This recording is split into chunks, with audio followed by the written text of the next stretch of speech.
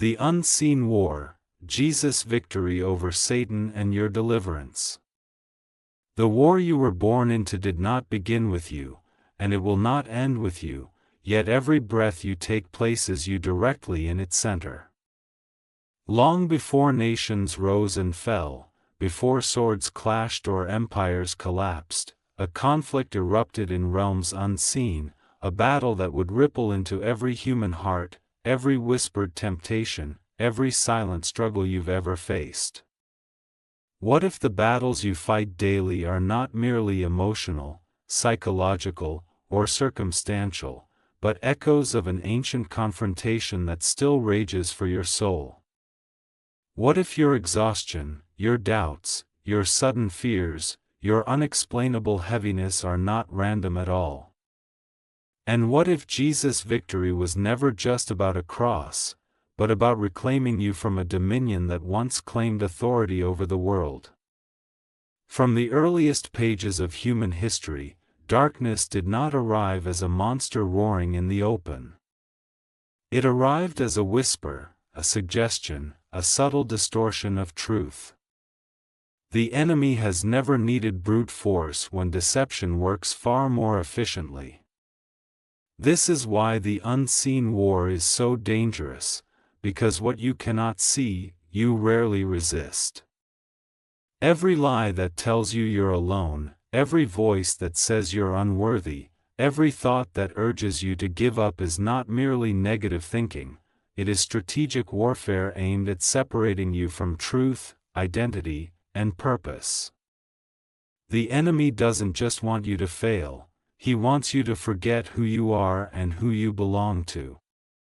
Here's something few people realize: the enemy does not create suffering from nothing. He exploits cracks that already exist. He magnifies wounds. He weaponizes trauma. He studies human behavior the way generals study battlefields. He knows when you're tired, when you're vulnerable, when your guard is down.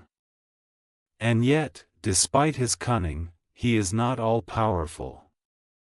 His greatest weapon has always been illusion, making himself appear stronger than he truly is, and making you believe you are weaker than you actually are. When Jesus stepped into human history, he did not come merely as a teacher or moral example. He entered enemy territory. The world, fractured by sin, was under spiritual occupation.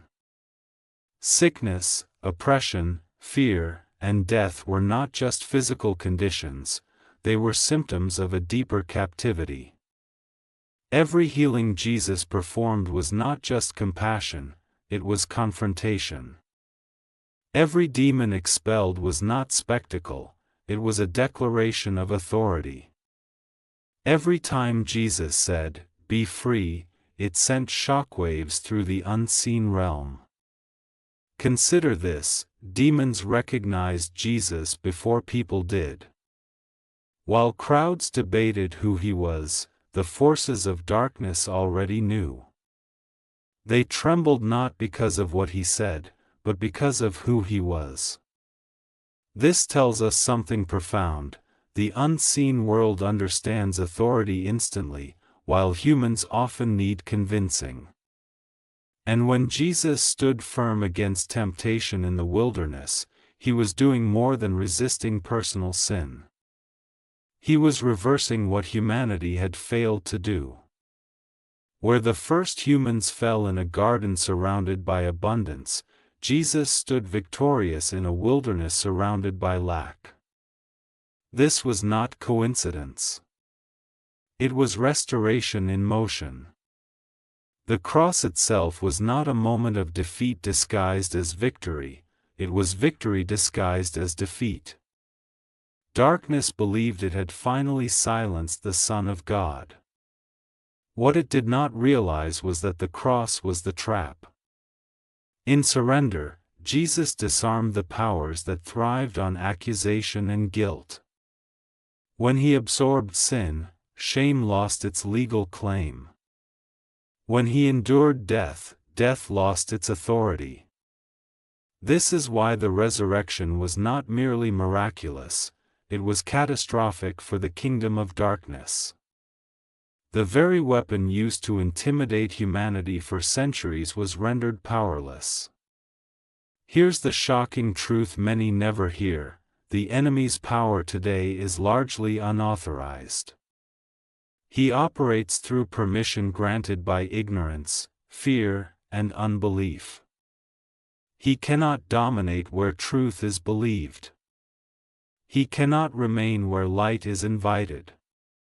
This is why freedom is not just about prayer, it's about awareness. Deliverance is not always dramatic, often it begins with clarity. The moment you recognize that Jesus' victory applies to you personally, chains begin to weaken. Spiritual warfare does not look like chaos, it looks like resistance through truth. It looks like standing firm when emotions scream otherwise. It looks like choosing faith when logic fails. It looks like declaring peace in the middle of internal storms. And here's the beautiful paradox: the enemy fights hardest where destiny is greatest. If you've ever wondered why life feels unusually heavy, why opposition seems relentless, why peace feels contested, it may be because your existence threatens something in the unseen realm. Your deliverance is not earned, it is enforced. Jesus did not win partially. He did not leave loopholes. He did not say, "It is almost finished." He declared finality. And when you align with that finished work, you stop fighting for victory and begin enforcing it from victory. This changes everything. Fear no longer controls you, it alerts you. Temptation no longer defines you, it exposes what needs healing. Struggle no longer disqualifies you, it refines you. The unseen war continues, but its outcome has already been decided. You are not a victim caught between forces, you are a participant invited into triumph. Every prayer you whisper, every truth you believe, every time you choose light over darkness, you reinforce a victory that was secured long before you knew you needed it. The enemy wants you distracted, discouraged, divided. Jesus wants you awake, anchored, and free. So the real question is not whether the unseen war exists. The real question is whether you will live as if the victory already belongs to you. Because once you do, darkness doesn't just retreat, it loses its grip. And the moment you realize this, the war that once felt overwhelming begins to feel strangely quiet, as peace takes its place, and freedom becomes not a hope, but a reality. And yet, even knowing this, many still wake up feeling trapped, as if invisible hands are pressing down on their lives, shaping outcomes they never chose, steering emotions they never invited. That sensation is not imagination. It is the residue of a conflict that thrives when people forget that authority has already shifted. The enemy's greatest fear is not your strength but your awareness. Once you understand that you are not fighting to survive but standing in a victory already won, the tone of the battle changes. What once felt like relentless attack begins to feel like desperate resistance from a defeated foe who knows his time is limited. Think about how often fear arrives without warning. It doesn't knock. It doesn't announce itself. It simply appears, convincing you that something terrible is about to happen, that you are not safe, that the future is fragile. Fear is rarely about what is real, it is about what might be. This is not accidental. Fear is a projection weapon, designed to pull your mind into a future where God is absent. But Jesus never taught his followers to predict disaster. He taught them to trust presence. "I am with you" was never poetic language, it was strategic reassurance in the middle of war. One of the most overlooked realities of the unseen war is that darkness cannot create anything new. It cannot invent purpose, identity, or peace. It can only twist, delay, or counterfeit what already exists. This is why temptation often feels familiar. It mirrors legitimate desires but redirects them away from truth. The enemy does not tempt you with what you hate, he tempts you with what you want, slightly misaligned. This is why Jesus' victory was not just moral superiority but perfect alignment with truth. He never allowed hunger to override obedience, power to override humility, or pain to override trust. Deliverance, then, is not about becoming someone new overnight, it is about returning to who you were always meant to be. When Jesus frees a person, he doesn't erase their personality, he restores it. He doesn't silence their voice, he amplifies it. He doesn't remove struggle, he removes ownership of it.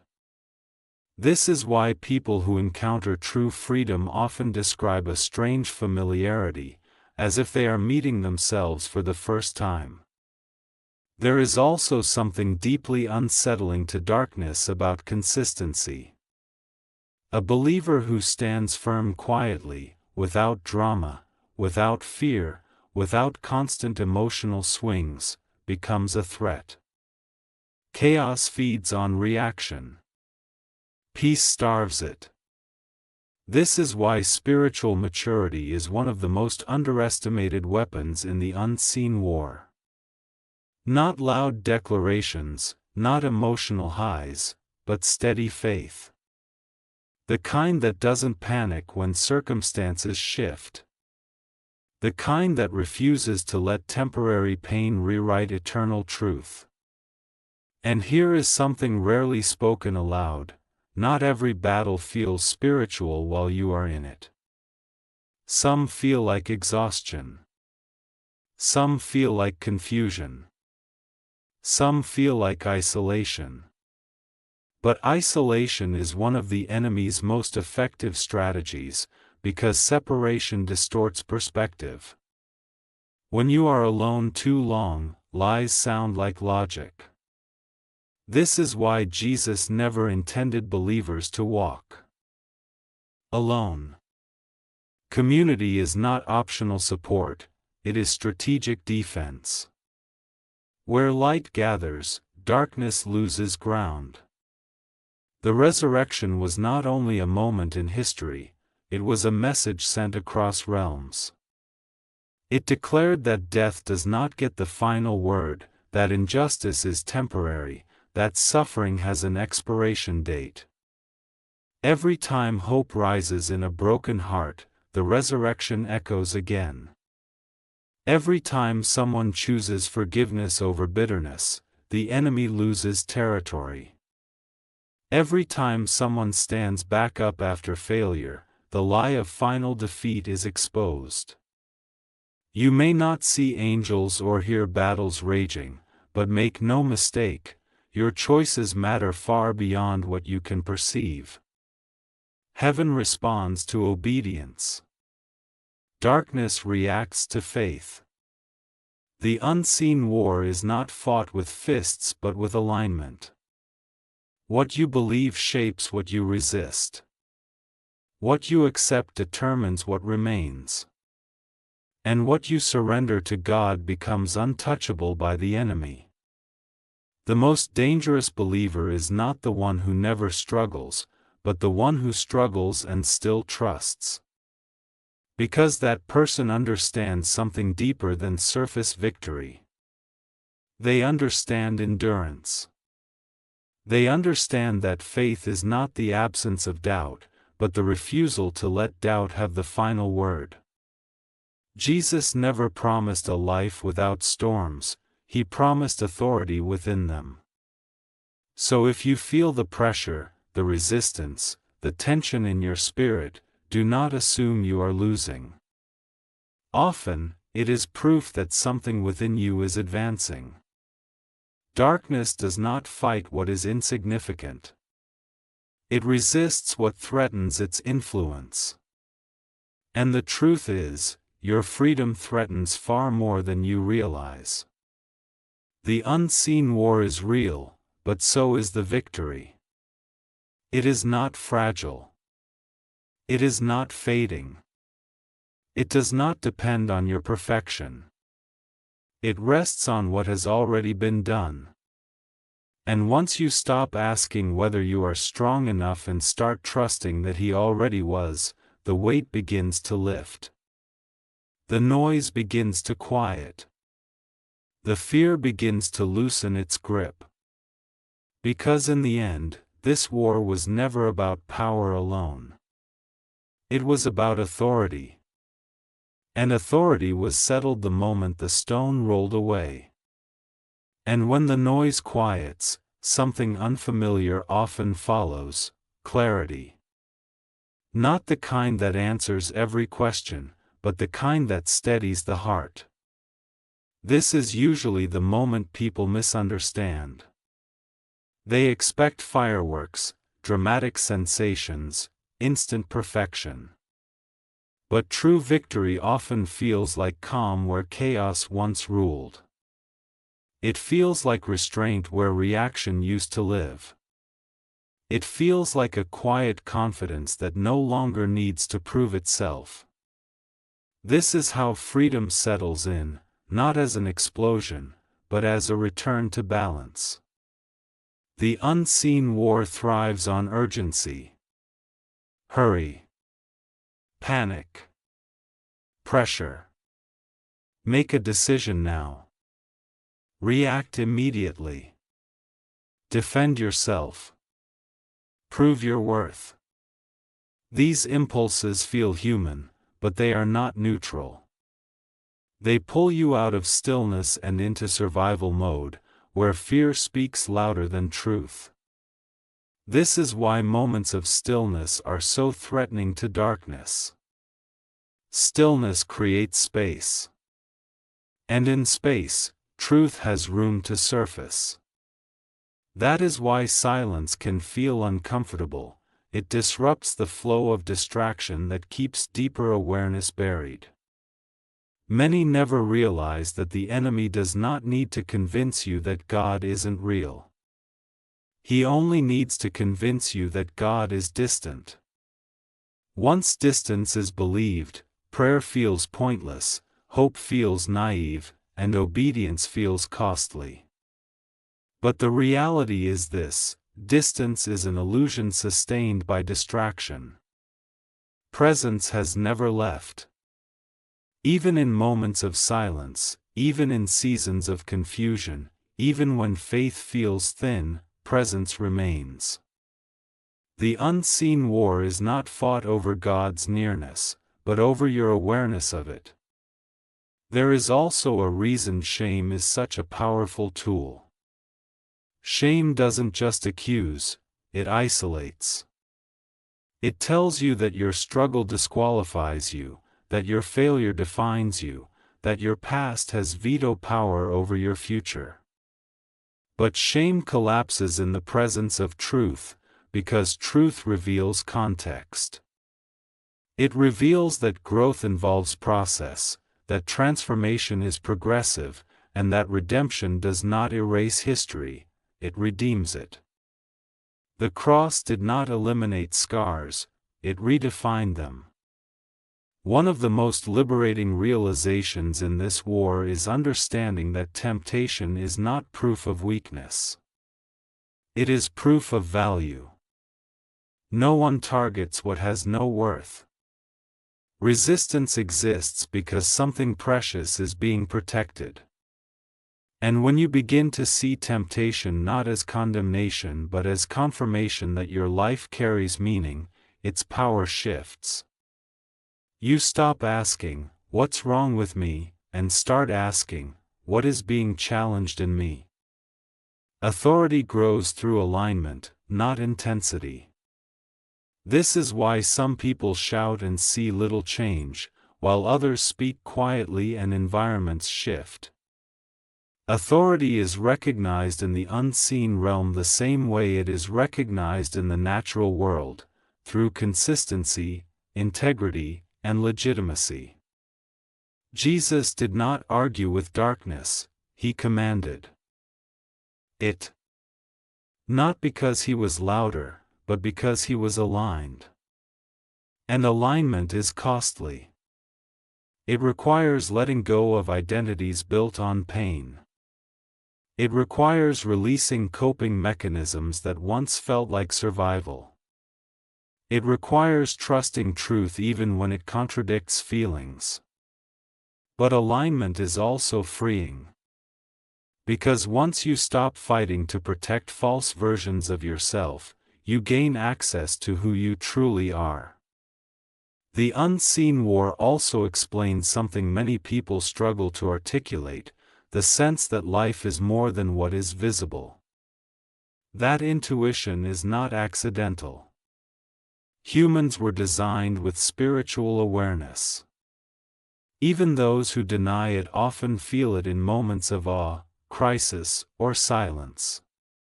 This is why darkness works so hard to keep life loud. Noise numbs awareness. Busyness dulls perception. But when life slows, questions rise. Purpose surfaces. Eternity whispers. And here is a truth that reshapes everything: victory does not mean the absence of opposition, it means opposition no longer decides outcomes. The enemy may still speak, but his voice no longer has authority. Circumstances may still shake, but they no longer define. Pain may still visit, but it no longer owns you. This is what it means to live delivered, not untouched, but unowned. You were never meant to carry this war alone, and you were never meant to fight it endlessly. Rest is not retreat, it is reinforcement. Peace is not passivity, it is power under control. Trust is not ignorance, it is confidence in something deeper than what is seen. And so, as the unseen war continues around you, remember this: you are not standing on uncertain ground. You are standing on finished work. Every step taken in truth reinforces a victory already declared. Every choice toward light weakens the shadows. Every moment of faith, no matter how small it feels, echoes louder than you know. Because in the end, darkness does not fear your effort. It fears your realization. The moment you understand that the war was already won, the battlefield changes. And the life that once felt like survival slowly begins to feel like freedom. And freedom, once tasted, changes the way you interpret everything. Pain no longer feels like punishment, it feels like information. Delay no longer feels like denial, it feels like preparation. Even silence begins to sound different, not empty, but attentive. This is when many realize that the unseen war was never meant to terrify you, but to awaken you. Awareness transforms fear into focus. What once drained you now sharpens you. What once confused you now clarifies what truly matters. There is a reason breakthroughs often follow moments of surrender. Not surrender to defeat, but surrender to truth. When control loosens its grip, clarity enters.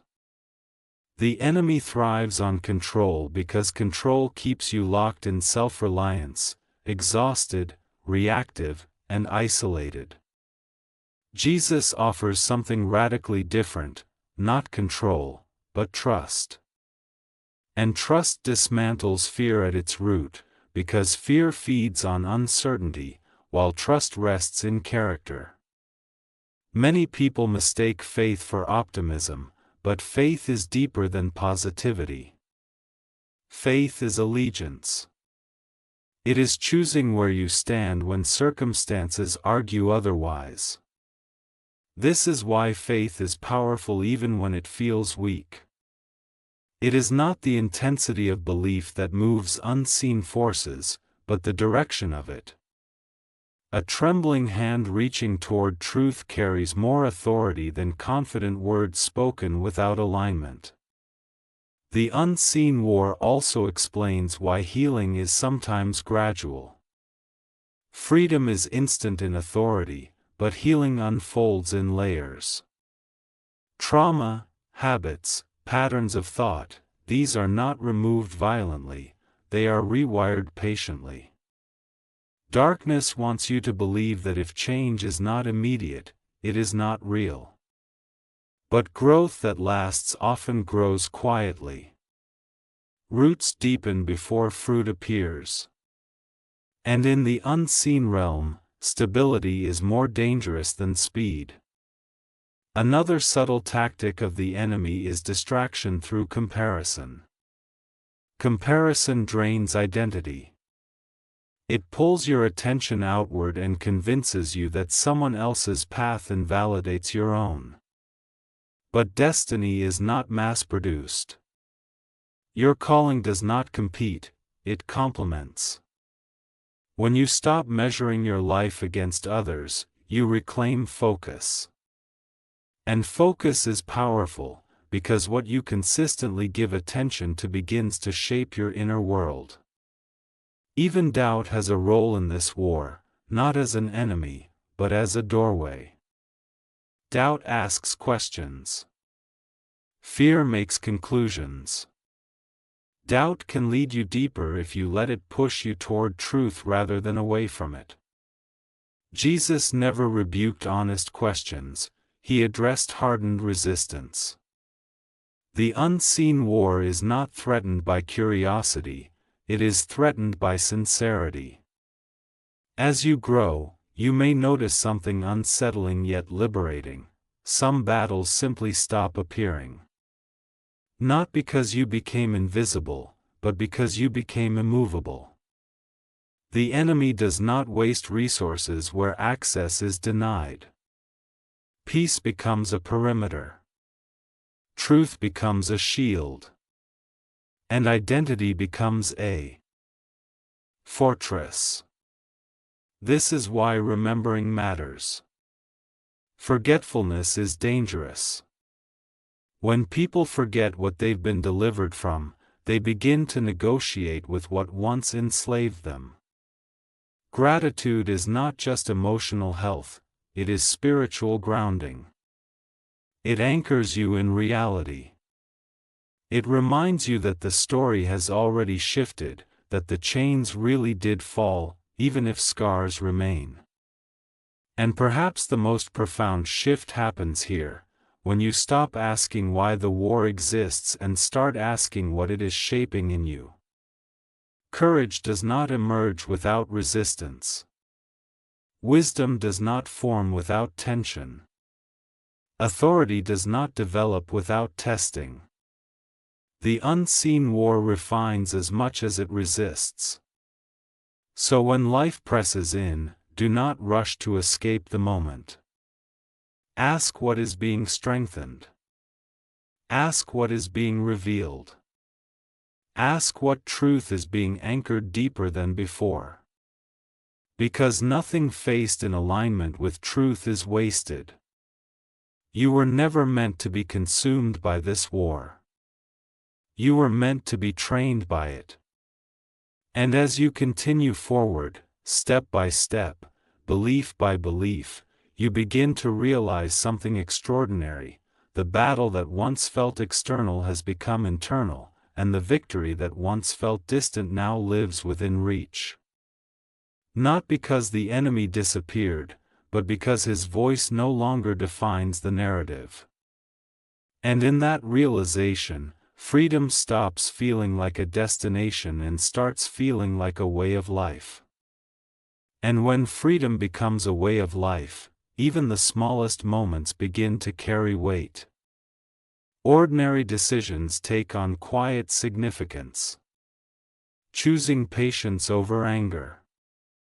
Truth over convenience. Faith over familiarity. These choices may seem insignificant, but in the unseen realm, they echo like declarations. Darkness is not undone by dramatic gestures alone, it is eroded by daily alignment. This is why endurance matters more than intensity. Intensity burns bright and fast. Endurance reshapes landscapes. There comes a point when you realize the enemy's strategy is repetitive. The same lies, the same pressures, the same emotional hooks recycled in different forms. This is not because he is creative, but because he is limited. Truth, on the other hand, is endlessly deep. The more you live in it, the more layers you discover. This is why growth never truly plateaus for those who remain attentive. What once challenged you eventually trains you. What once intimidated you eventually instructs you. You may notice that as clarity increases, tolerance for falsehood decreases. Things you once ignored begin to feel heavy. Conversations feel shallow. Distractions feel loud. This is not arrogance, it is alignment sharpening discernment. Discernment is not suspicion, it is perception guided by peace. It does not make you paranoid, it makes you precise. And precision is powerful, because it conserves energy for what actually matters. The unseen war also reveals why forgiveness is so disruptive to darkness. Forgiveness breaks cycles. It removes leverage. It dissolves emotional contracts that keep wounds active. Forgiveness does not deny pain, it refuses to let pain remain in control. This is why forgiveness often feels like loss before it feels like freedom. But once released, something remarkable happens, the past loosens its grip, and the future regains flexibility. Another quiet truth is that obedience often precedes understanding. Many wait for clarity before acting, but clarity frequently follows movement. Faith steps first, then sees. This is why hesitation can feel heavy, it delays momentum. Darkness thrives in stalled moments, where indecision breeds doubt. But even imperfect obedience disrupts stagnation. Movement breaks cycles. Trust opens doors. As you continue forward, you may find that your definition of victory changes. It becomes less about outcomes and more about posture. Less about control and more about faithfulness. Less about proving something and more about being anchored. This is maturity. And maturity unsettles darkness because it cannot be manipulated easily. It does not react impulsively. It does not collapse under pressure. It remains. The unseen war does not end with one realization, one prayer, or one breakthrough. But neither does freedom. Freedom deepens. It expands. It stabilizes. Over time, you stop scanning for threats and start cultivating presence. You stop bracing for impact and start walking with intention. The world may remain chaotic, but you are no longer governed by its turbulence. And perhaps the most surprising realization of all is this: Peace does not remove responsibility, it clarifies it. You begin to see where your influence truly lies. Not everywhere. Not in everything. But exactly where you are placed. And that is enough. Focused light penetrates further than scattered brightness. The unseen war continues, yes, but not as a looming threat. It becomes a backdrop, a context, a reminder of why truth matters. And as you live from victory rather than striving for it, you discover something quietly profound. The life you once fought to protect is now being lived from a place of rest. Not because the world became safer. Not because opposition disappeared. But because authority was never lost. And once that truth settles fully into your awareness, fear loses its urgency, confusion loses its voice, and the unseen war no longer defines your story. Victory does. And victory, once it defines the story, reshapes how you remember the past. Memories that once carried shame begin to carry meaning. Failures that once felt final begin to look formative. You stop seeing your history as evidence against you and start seeing it as proof that you survived, learned, and were never abandoned. This reframing is not denial, it is redemption in motion. Darkness wants you trapped in what was. Freedom invites you to live from what is now possible. You also begin to notice that your reactions change before your circumstances do. Where panic once surged, there is pause. Where bitterness once lingered, there is restraint. Where despair once whispered inevitability, there is discernment. This is one of the clearest signs that the unseen war has shifted in your favor. The battlefield is no longer your mind. Thoughts still arrive, but they no longer take residence without permission. You are no longer hostage to every emotion that passes through you. There is a quiet confidence that emerges at this stage, and it is often misunderstood. It is not pride. It does not need applause. It does not announce itself. It simply stands. This confidence comes from knowing that even if everything visible shakes, something invisible remains unmovable. And when you carry that awareness, storms lose their ability to define you. They may touch you, but they do not claim you. Another truth becomes clear here: not every open door is an invitation. Discernment sharpens your sense of timing. You stop rushing into spaces that drain you and stop explaining yourself to voices that misunderstand you. Boundaries stop feeling like walls and start feeling like wisdom. And wisdom is deeply disruptive to darkness, because it limits access. What once had entry through impulse now meets discernment at the door. You may also find that your prayers change. They become less about escape and more about alignment. Less about asking for strength and more about trusting that strength is already present. Less about demanding answers and more about listening for direction. This is not resignation, it is maturity. It is the shift from desperation to dependence, from fear-driven requests to faith-filled awareness. The unseen war loses its grip when you stop reacting to it and start responding from truth. Reaction is instinctive. Response is intentional.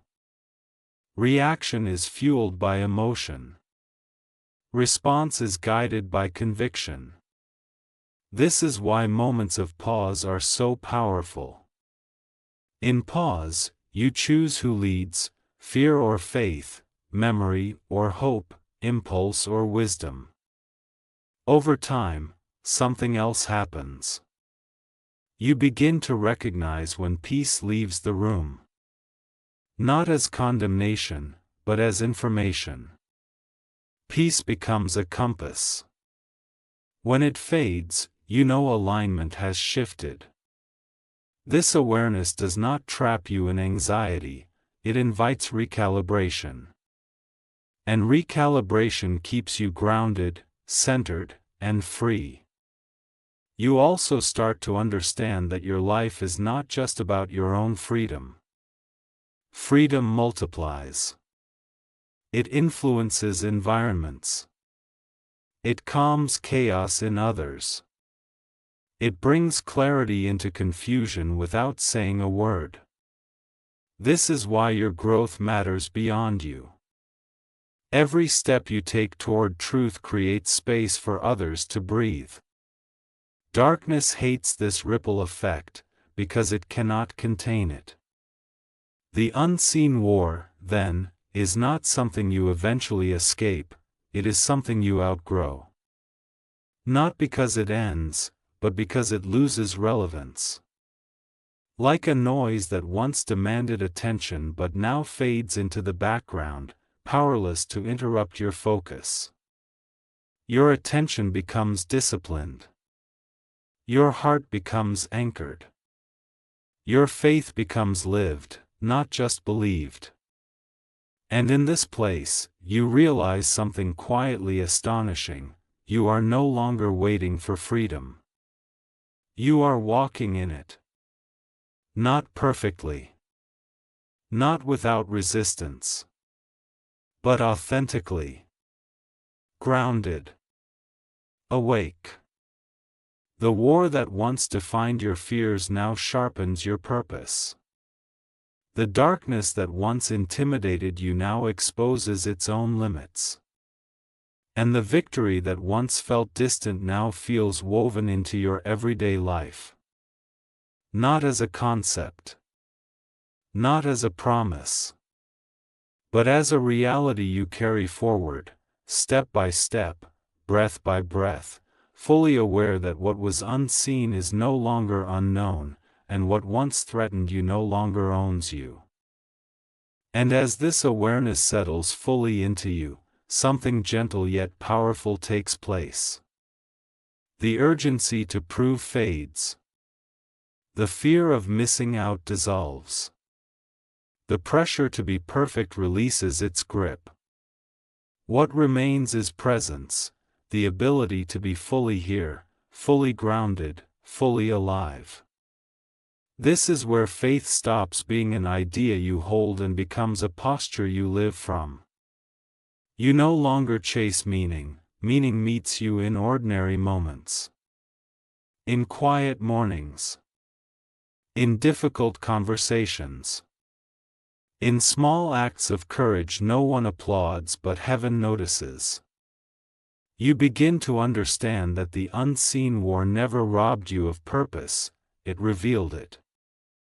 Every moment of resistance trained discernment. Every delay built patience. Every unanswered question deepened trust. Nothing was wasted.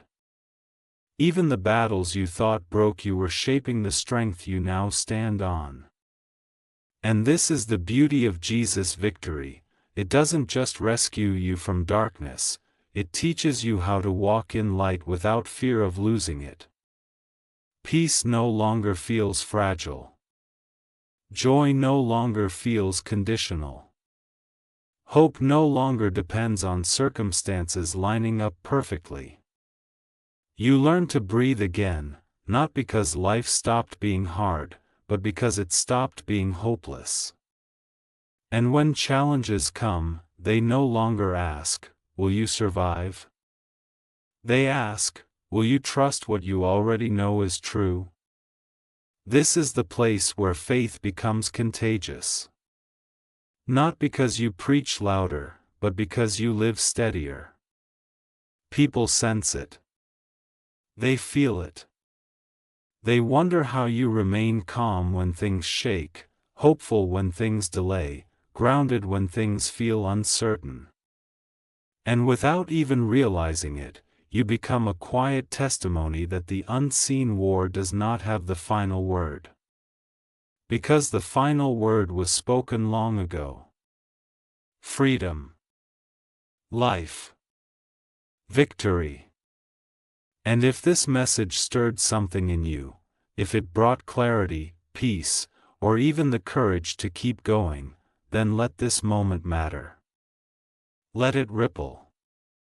Like this video so more hearts trapped in silent battles can find it. Share it with someone who needs to remember they are not alone, not weak, not forgotten. Subscribe to this channel if you want more truth that strengthens rather than shames, more messages that heal rather than hurry, more reminders that faith is not about fear, it's about freedom. This channel exists for one reason: to walk with you through questions, struggles, growth, and hope, without judgment, without pressure, and without pretending the journey is easy. If you stay, you'll find space to learn, to reflect, to rise, and to rest. You'll find stories that remind you who you are. Truths that steady you when life shakes. And hope that doesn't fade when the screen turns off. Remember this as you go: the unseen war does not define you. The victory already does. Walk gently. Stay aware. Keep choosing truth. And never forget, you were never meant to fight alone, and you were always meant to live free.